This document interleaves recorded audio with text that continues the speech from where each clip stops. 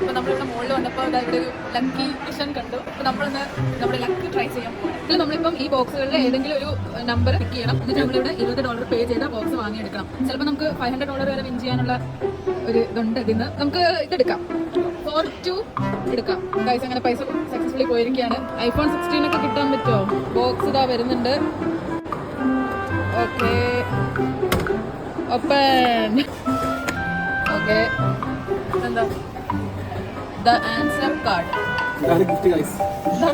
Gift. അയ്യേ, ഇതെന്താ സാധനം? 1000 രൂപ എടുത്ത് പാർസൽ വാങ്ങിയോ? അയ്യേ, നമ്മള് മറ്റേ ഡെയിലി പിക്ക് ചെയ്യുന്ന കാർഡ്സിനെ നമ്മുടെ തോട്ട്സും അതാണോ?